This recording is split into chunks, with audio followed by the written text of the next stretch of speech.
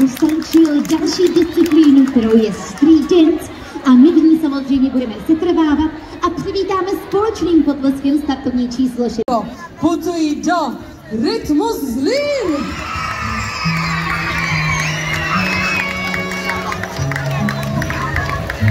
Rytmus Zlín přijde pro své bronzové medaile.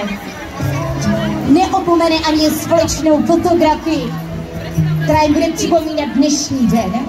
A já mezi tím prozradím, kdo dnes vybojoval místo druhé. Druhé místo street dance děti běží výkonnostní třída. Putuje do take to be continued.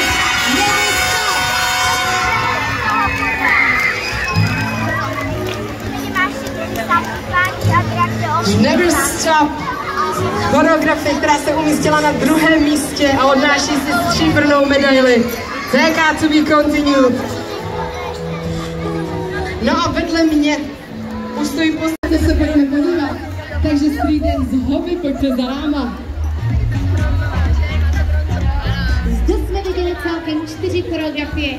Už teď vám můžeme tedy prozradit, že všechny 4 choreografie uvidíme ještě jednou na mistrovství České republiky.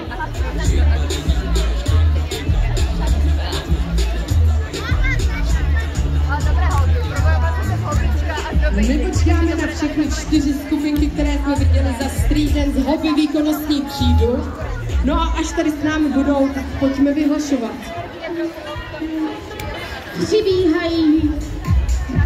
Jsou samozřejmě nervózní, napnutí, ale už nás dlouho napínat nebudeme, protože za malý okamžik vám Vendouka prozradí, kdo si dnes tady tančil 4. místo.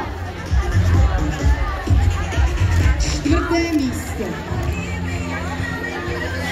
Já na vás počkám, nebojte. 4. místo za street dance hobby